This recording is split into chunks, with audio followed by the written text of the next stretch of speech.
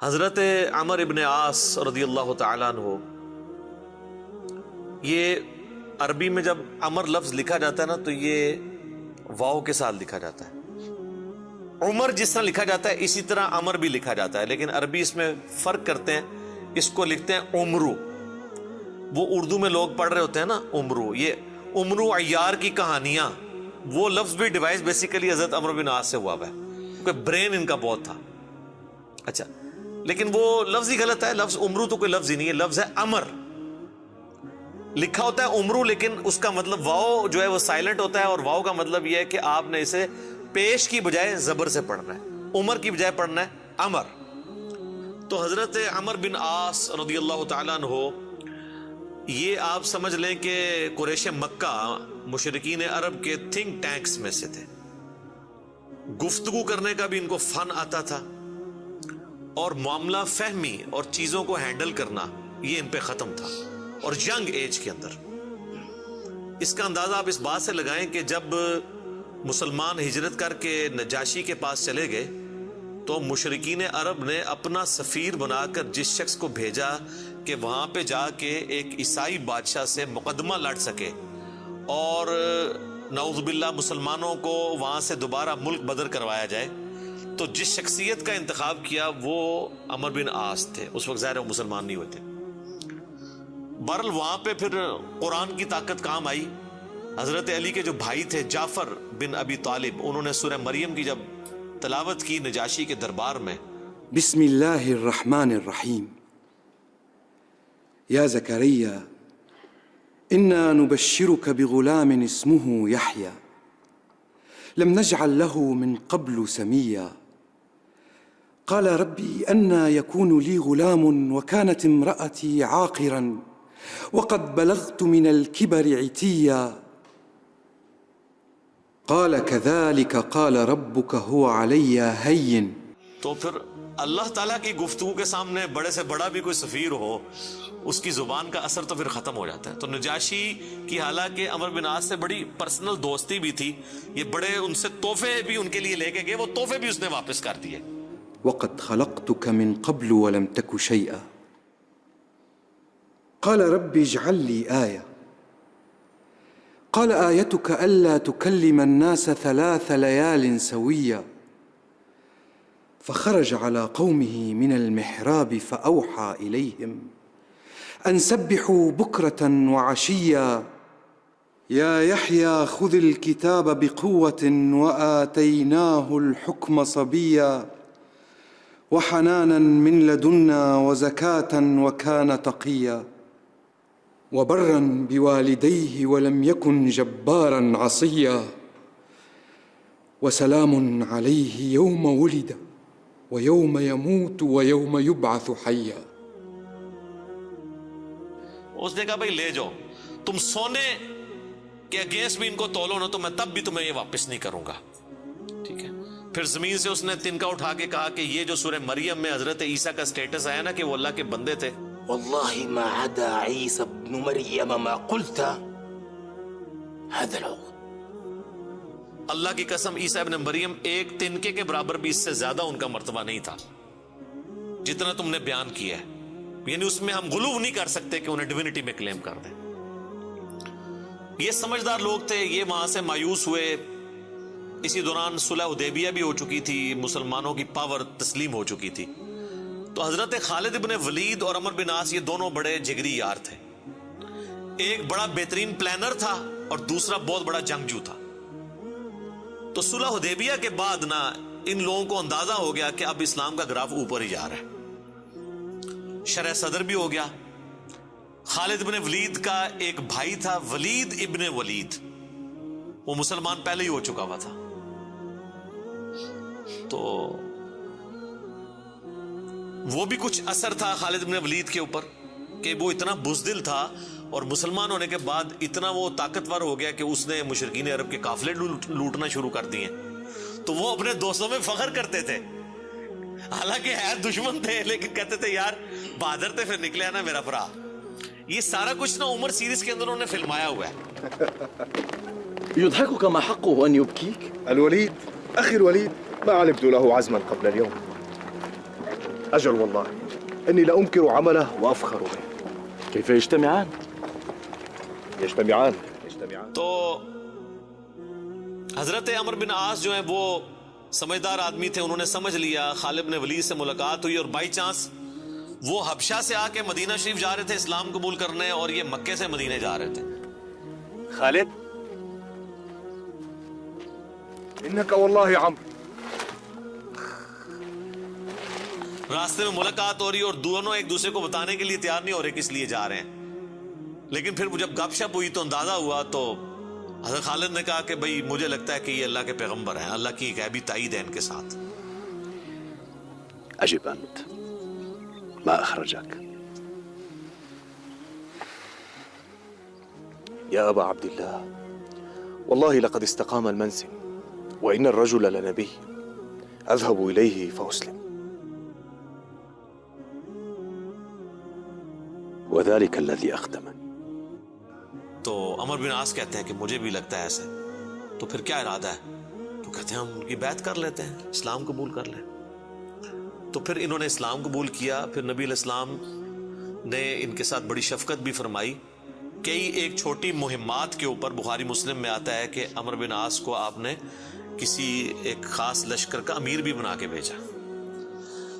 اور پھر سیدنا عمر کے دور میں جنگ یرموک کے اندر بھی یہ جو بڑے بڑے چند کمانڈر جو تھے حضرت ابو عبیدہ ابن جرح کے ساتھ, ان میں عمر بن عاص بھی شامل تھے. جنگ یرموک انہوں نے لڑی ہوئی ہے, رومن امپائر کے خلاف جو فیصلہ کن جنگ تھی. اس کے بعد پھر جب مصر کے فتح کرنے کی باری آئی تو مصر کے اوپر تو حضرت عمر بن عاص کو ہی بھیجا تھا حضرت عمر نے. تو یہ فاتح مصر بھی ہیں. سعد ابن ابی وقاص فاتح ایران ہے اور یہ ہے فاتح مصر. اور جنگ یرموک میں بھی ابو عبیدہ ابن جرح کے ساتھ یہ رہے ہیں رضی اللہ عنہم اجمعین وعلیہم السلام اجمعین. تو یہ ان کی زندگی کے اندر یہ اتار چڑھاؤ والا معاملہ رہا. لیکن پھر وقت گزرنے کے ساتھ پھر بعض اوقات انسان کے اوپر ایسے معاملات زندگی میں آ جاتے ہیں. ہم کیوں بار بار بات کرتے ہیں کہ ربنا لا تزغ قلوبنا بعد اذ ہدیتنا وہب لنا من لدنک رحمہ انک انت الوہاب. آمین. ڈر تو لگا رہنا چاہیے ہر وقت. وہ مشہور حدیث جو بخاری اور مسلم دونوں میں ہے, میں یقین کریں جب بھی وہ حدیث پڑھتا ہوں نہ کانپ اٹھتا ہوں. عقبہ بن عامر کہتے ہیں کہ نبی علیہ السلام نے اپنی وفات سے 1 مہینہ پہلے غزوہ احد کے شہداء کے قبرستان میں جا کے نماز جنازہ پڑھی اور وہیں پر ہمیں خطبہ دیا. اچھا, اس حدیث کے اینڈ پہ بڑے دردناک الفاظ ہیں. عقبہ بن عامر کہتے ہیں یہ آخری دفعہ میں نے نبی علیہ السلام کا دیدار کیا تھا, اس کے بعد میں نے حضور کو کبھی نہیں دیکھا. عقبہ بن عامر کہتے ہیں یہ والا جو خطاب ہوا تھا غزوہ احد کے شہداء کے اوپر,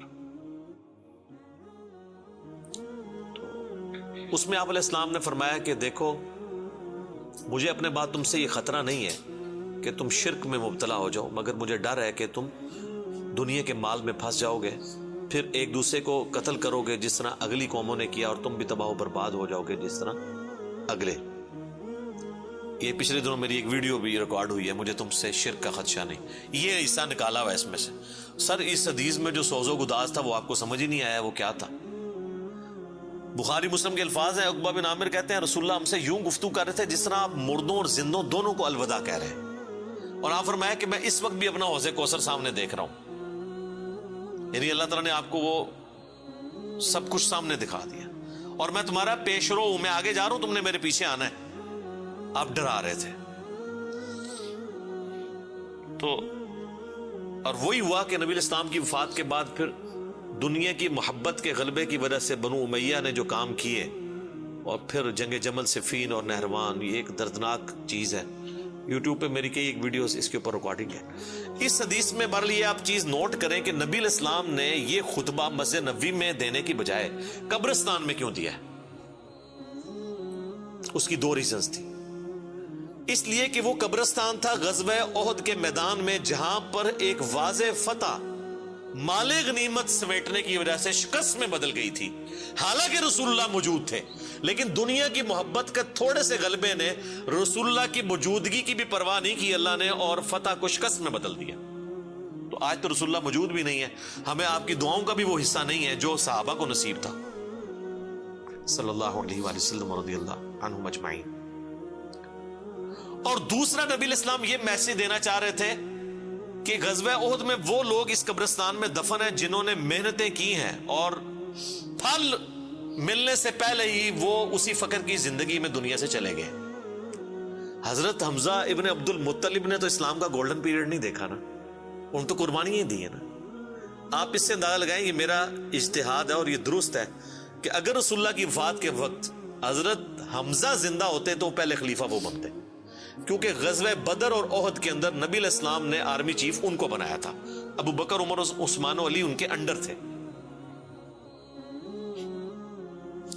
تو حمزہ بن عبد المطلب تو شہید ہوئے احد میں، ان کی لاش کا مسئلہ ہوا۔ نبی علیہ السلام نے یہ بھی میسج دیا کہ یہاں پہ، اور پھر وہاں تو اتنی دردناک حدیثیں ہیں بخاری مسلم میں کہ کفن کے لیے بھی کپڑا نہیں تھا، سر چھپاتے تھے تو پاؤں ننگے ہو جاتے تھے کہ یہ صاحب کے، پھر گھاس ڈال کے ایک قبر میں کئی مردے دفنائے گئے۔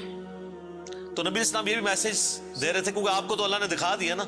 اسی حدیث بخاری مسلم میں آتا ہے کہ اللہ تعالیٰ نے زمین کے خزانوں کی چابیاں مجھے دے دی ہیں، اور جو بریلوی کہتے ہیں کہ حضور ہی سب کچھ بانٹ رہے ہیں، خدا کا نام ہے۔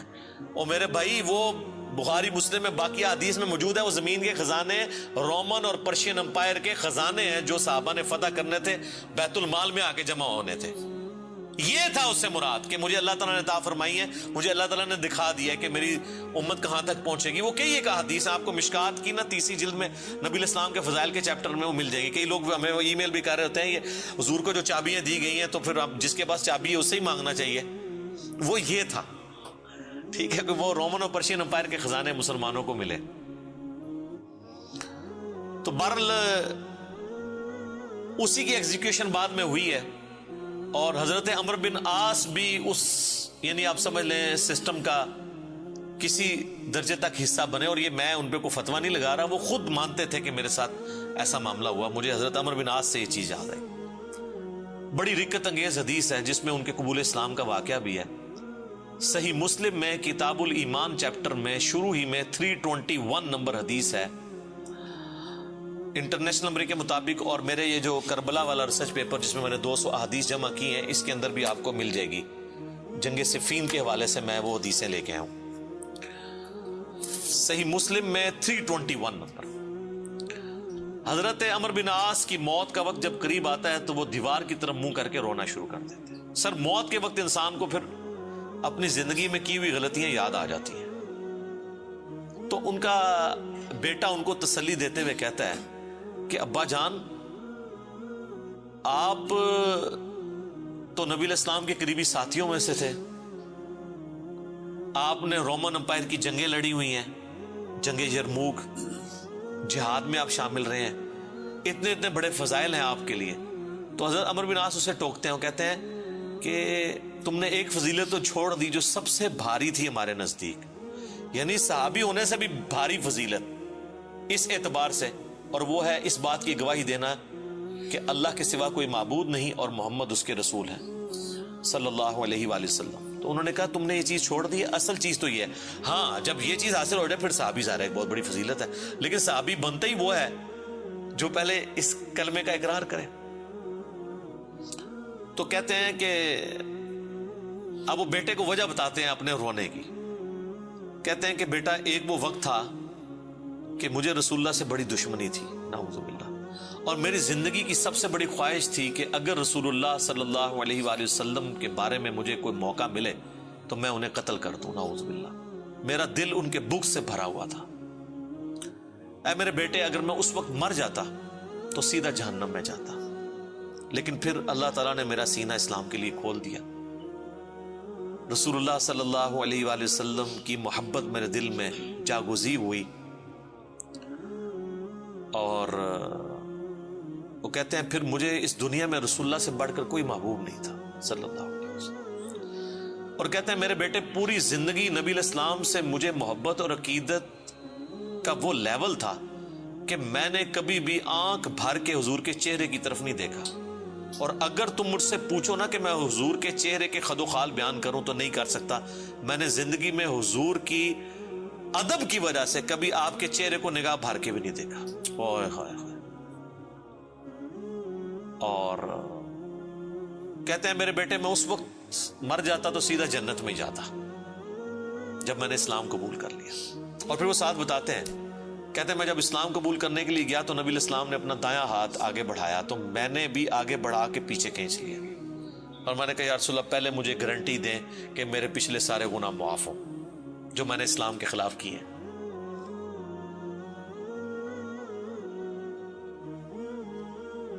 یا رسول اللہ اشہد ان لا الہ الا اللہ وانک رسول اللہ وإني أسألك مثل الذي سأل خالد فادع لنا صلی اللہ علیہ. تو نبی علیہ السلام نے فرمایا کہ اے عمر کیا تجھے نہیں پتا کہ اسلام سابقہ کے سارے گناہوں کو معاف کر دیتا ہے,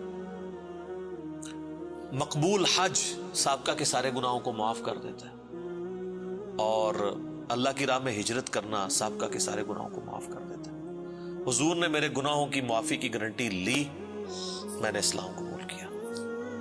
اے میرے بچے اگر میں اس وقت مر جاتا تو سیدھا جنت میں جاتا. لیکن پھر میری زندگی میں ایک تیسرا وقت آیا, پھر مجھ سے وہ کچھ ہوا جو نہیں ہونا چاہیے تھا. یہ حدیث مسند احمد کے اندر بھی موجود ہے, صرف صحیح مسلم میں نہیں ہے. اس میں تو خیر اور بہت سارے الفاظ ہیں, وہ میں بعد میں وہ طریق بیان کرتا ہوں. کہتے ہیں بہرحال پھر مجھ سے جو کچھ ہوا, اب میں اللہ سے امید کرتا ہوں کہ اللہ تعالیٰ مجھے معاف کرے گا, آمین.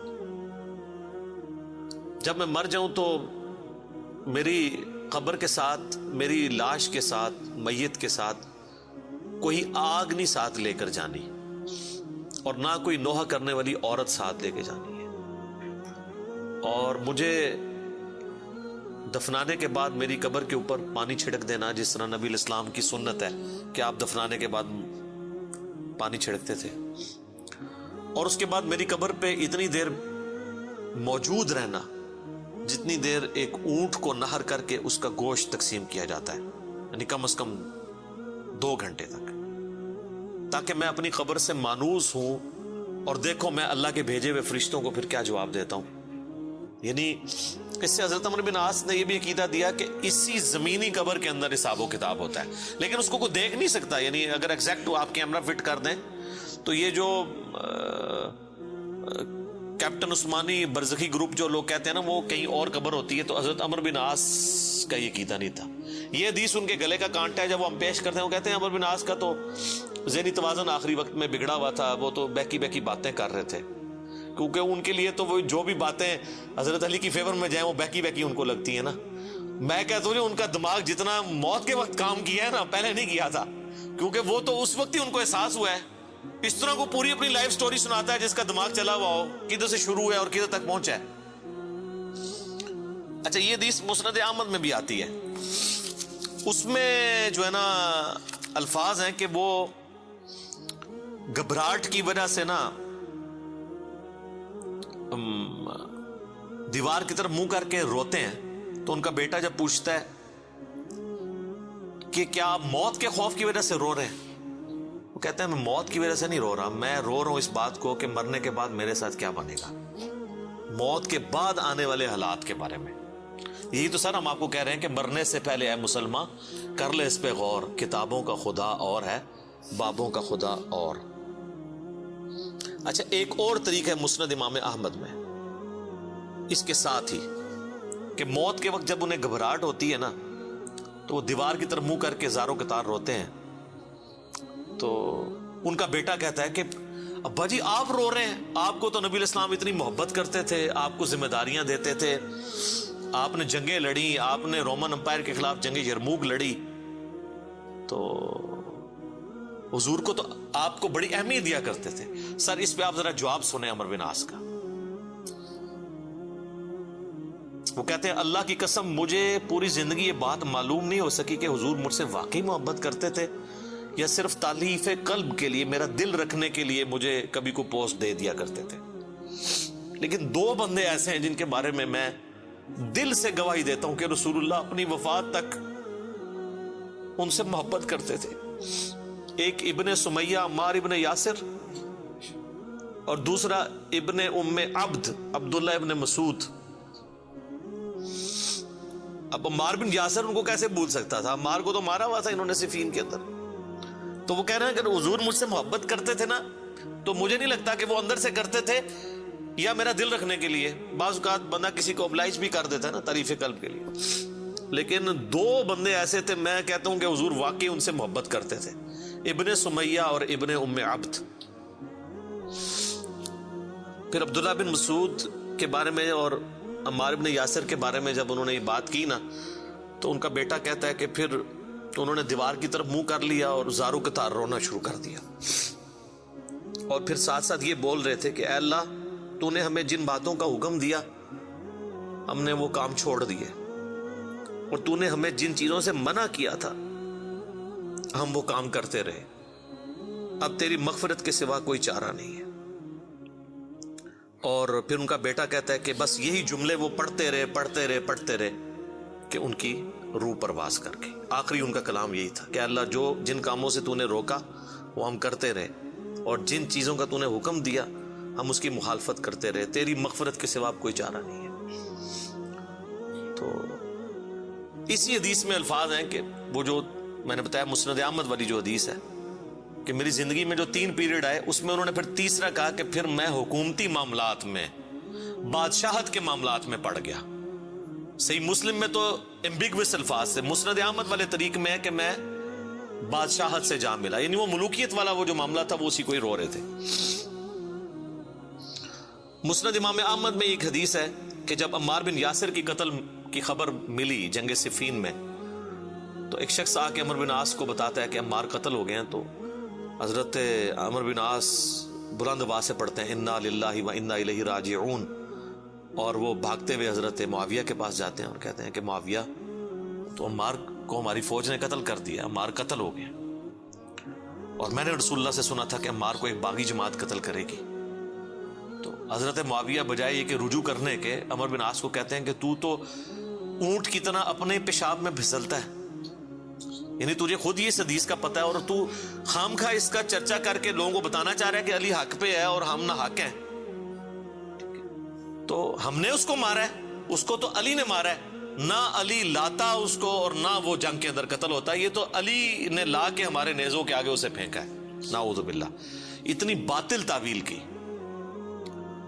اور المستدرک الحاکم میں اور باقی کتابوں میں حدیث کی ملتا ہے کہ جب حضرت علی کو اس کی خبر ملی نا، تو انہوں نے کہا کہ پھر معاویہ یہ کہنا چاہتا ہے کہ حمزہ کا قاتل رسول اللہ تھے، کہ نہ وہ جنگ احد میں ساتھ لے کے آتے نہ حمزہ قتل ہوتا.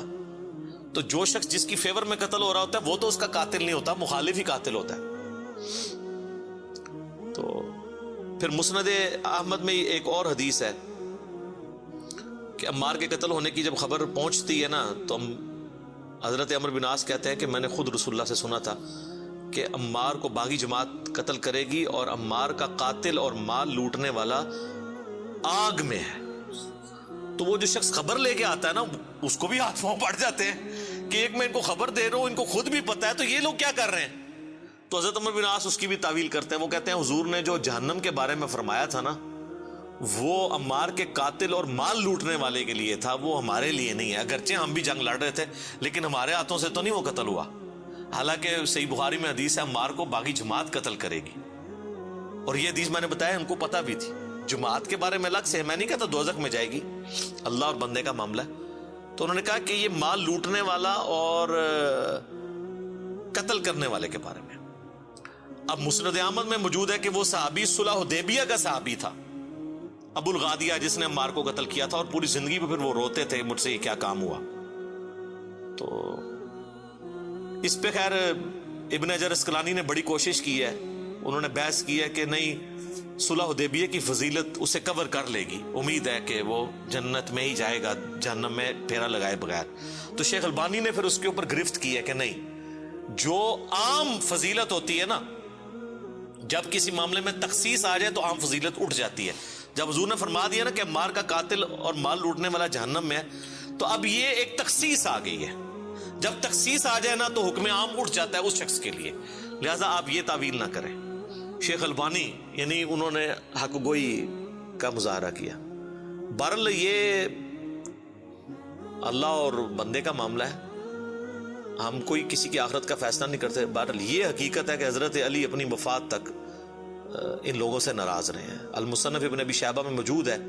تابعی کہتے ہیں ہم نے حضرت علی کے پیچھے نماز میں قنوت نازلہ پڑھی ہے. حضرت علی قنوت نازلہ میں پڑھتے تھے اللہم علیک بمعاویۃ و اشیاعہ و عمر ابن عاص و اشیاعہ و ابا سلمی و اشیاعہ. اس میں عمر بن عاص کا بھی نام ہے. اے اللہ معاویہ کے شیعہ اور معاویہ اور اس کے شیعہ کو برباد کر، عمر بن عاص اور ان کے شیعہ کو برباد کر. یہ حضرت علی قنوت نازلہ پڑھا کرتے تھے. اچھا انہوں نے اردو میں ترجمہ کیا ہے اے اللہ معاویہ اور اس کے شیعہ کو سنبھال لے. اب کیسا لفظ استعمال، لفظ آتا ہے نپٹ لے. وہ آپ کہیں وہ کہیں گے سنبھال مطلب ہے کہ انہوں نے سام، تو وہ تعویل کریں گے. تو میں نے اس لیے ترجمہ کیا تباہ و برباد کر، کیونکہ یہ علیکہ کے ساتھ جب بات کی جاتی ہے نا تو یہ آپ قنوت نازلہ پڑھ رہے ہوتے ہیں نا یہود و نصارہ کے اوپر بھی، تو اس میں بھی اللہم علیکہ یہ تو نہیں تھا ان کو سنبھال لے. سنبھال لیتے سانو ہی اللہ سانو سنبھال رہا تھے یار. تو وہ ترجمہ ایسا کرتے ہیں کہ وہ اس کو نا بدل دیتے ہیں. بہرحال آج کی ڈیٹ میں ہم تو یہی کہیں گے کہ